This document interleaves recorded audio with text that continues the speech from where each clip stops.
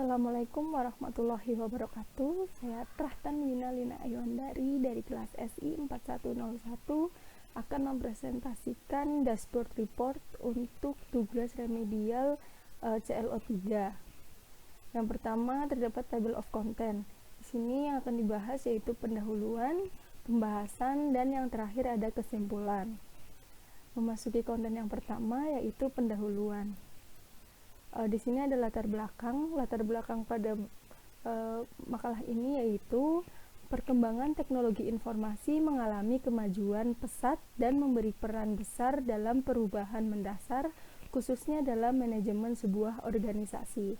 Pihak manajemen memiliki kemampuan menganalisa dan membuat strategi potensial untuk bersaing dengan pangsa pasar lain. Analisis yang tepat, benar, dan lengkap menghasilkan informasi yang sangat berharga bagi sebuah organisasi dalam menggapai tren atau progres bisnis yang sedang terjadi. Kebutuhan manajemen menganalisa data operasional dan transaksional bertujuan untuk meningkatkan kualitas dan kepuasan pelanggan. Untuk itu diperlukan suatu metode yang dapat mengkomunikasikan informasi secara jelas, cepat, dan memberikan persepsi yang benar, seperti kunci utama dari pembuatan dashboard. Memasuki konten yang kedua, yaitu pembahasan. Dashboard adalah alat yang memberikan tampilan antarmuka visual yang mengkonsolidasikan dan menyajikan informasi penting untuk mencapai tujuan tertentu secara sekilas. Tampilan visual dashboard yang mampu mengkomunikasikan informasi secara jelas, cepat, dan memberikan persepsi yang benar merupakan kunci dari keberhasilan dashboard. Konsep visualisasi data dan informasi akan digunakan pada saat melakukan perancangan antarmuka dashboard. Visualisasi data dan informasi berkaitan dengan hal-hal mengenai persepsi visual dan media penyajian data. Penyampaian komponen-komponen dashboard harus mengutamakan estetika, ergonomis, dan efektivitas penyampaian informasi untuk mempermudah pengguna untuk melihat, memonitoring, dan membantu dalam pengambilan keputusan yang tepat secara real time.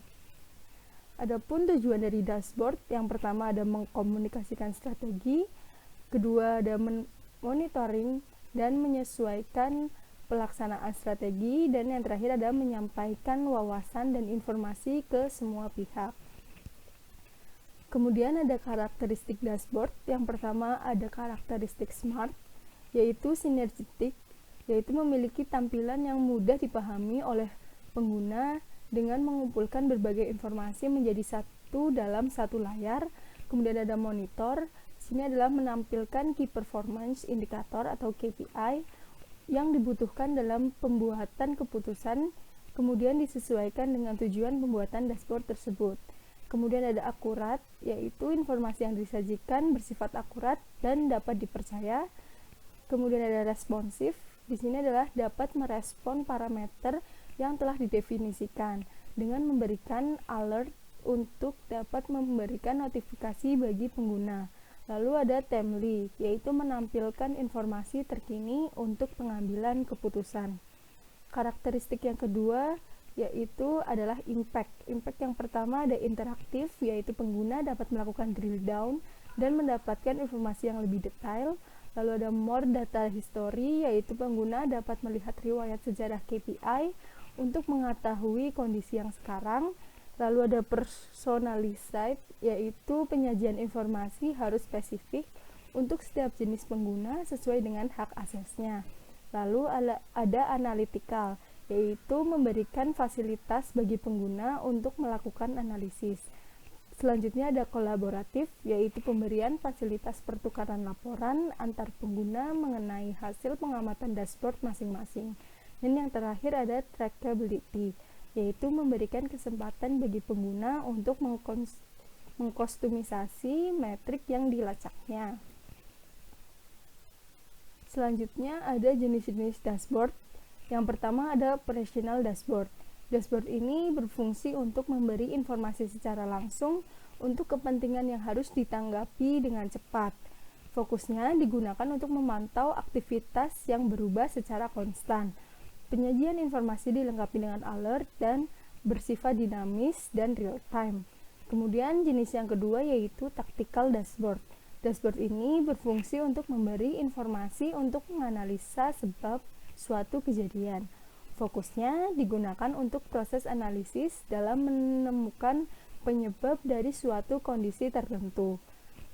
Penyajian informasinya dilakukan secara cerdas agar pengguna dapat melakukan analisa data, kemudian dashboard ini tidak memerlukan data secara real time. Lalu yang terakhir ada strategical dashboard. Dashboard ini berfungsi untuk memberi informasi untuk membuat keputusan, arahan, dan capaian strategi yang berfokus pada pengukuran kinerja level atas dan capaian tujuan strategi organisasi. Penyajian informasinya dilakukan dengan mekanisme sederhana yang mudah dipahami, dan dashboard ini tidak memerlukan data secara real time. Selanjutnya ada kategori bentuk penyajian dashboard, yaitu ada 6. Yang pertama ada grafik, gambar, icon, drawing object, teks, dan organizer. Grafik adalah kebanyakan media penyajian dashboard menggunakan bentuk grafik. Hal ini disebabkan karena tipe data yang umum pada dashboard adalah data kuantitatif. Selanjutnya ada gambar. Gambar pada dashboard dapat digunakan untuk menampilkan kondisi ruang, wajah, atau hal-hal lain yang perlu ditampilkan dalam bentuk gambar. Dalam dashboard untuk penggunaan bisnis, tipe gambar jarang digunakan. Selanjutnya icon. Icon merupakan gambaran sederhana yang berfungsi untuk mengkomunikasikan suatu fungsi sederhana. Jenis icon yang sering digunakan dalam dashboard adalah peringatan atau alert, lalu naik turun, up down, dan nyala mati atau on off. Selanjutnya ada drawing object. Objek gambar adalah penyajian informasi menggunakan beberapa tipe penyajian dashboard secara bersamaan. Selanjutnya ada teks. Teks ini digunakan untuk memberi label yang mengidentifikasikan item dalam gambar atau diletakkan pada suatu tempat sebagai keterangan atau informasi. Dan yang terakhir organizer. Organizer dalam dashboard terdiri dari 3, yaitu tabel, peta spesialis, dan small multiplies. Lalu ada pengaplikasian dashboard pada perusahaan. Di sini saya mengambil studi kasus tentang toko kita. Toko kita adalah swalayan yang tersebar di Jabodetabek. Gerai ini menjual berbagai produk makanan, minuman, dan barang kebutuhan hidup lainnya. Toko kita memiliki visi menjadi usaha retail terkemuka dan dikenal di Jabodetabek. Untuk mengetahui informasi mengenai kondisi perusahaan secara menyeluruh, maupun menyajikan informasi mengenai hasil pencapaian dari tujuan perusahaan, diperlukan pembuatan dashboard. Dashboard dapat digunakan sebagai alat bantu pembuat keputusan atau decision support system. Dengan mengetahui keadaan saat ini, dashboard dapat memonitoring ke kondisi perusahaan seperti pada marketingnya, employee, atau revenue-nya, dan lain-lainnya. Dan penggunaan dashboard ini dapat memonitor strategi yang diterapkan perusahaan, memonitor efektivitas dari strategi yang diterapkan dalam mencapai tujuan perusahaan. Selanjutnya ada langkah pembuatan dashboard. Yang pertama ada memilih dataset yang digunakan, kemudian melakukan pembersihan data untuk memilih data yang digunakan. Selanjutnya ada membuat rancangan dashboard pada tools high fidelity. Dan yang terakhir menentukan visualisasi data menggunakan grafik, tabel, dan yang lainnya. Untuk kesempatan kali ini saya menggunakan data Studio Google. Lalu di sini ada hasil pembuatan dashboard. Di sini ada laporan penjualan toko kita. Yang saya munculkan adalah data jumlah penjualannya, jumlah pembelian, dan profit. Di sini profit adalah kita dapatkan dari penjualan min pembelian. Hasil pembuatan dashboard menunjukkan laporan penjualan toko kita menggunakan data penjualan, pembelian, dan profit yang diperoleh. Diagram yang digunakan berupa diagram line graph, bar chart, pie chart, dan scorecard. Dapat dilihat bahwa setiap bulannya toko kita selalu mendapatkan profit. Namun pada bulan Mei 2020, toko kita mengalami penurunan profit yang sangat besar dibandingkan bulan-bulan sebelumnya dikarenakan adanya pandemi COVID-19. Selanjutnya, konten yang terakhir yaitu kesimpulan. Berdasarkan pembahasan di atas, dapat disimpulkan bahwa dengan adanya pembuatan dashboard dapat mempermudah pembaca dalam mendapatkan informasi secara jelas, cepat, dan memberikan persepsi yang benar. Kemudian, dashboard memiliki tujuan untuk memonitoring sistem pengukuran kinerja organisasi untuk mencapai target sesuai dengan KPI organisasi. Yang ketiga, karakteristik dashboard yaitu smart, synergetic, monitor, accurate, responsif, timely. Dan ada impact yaitu interaktif, more data history, personalized, analytical, dan kolaboratif.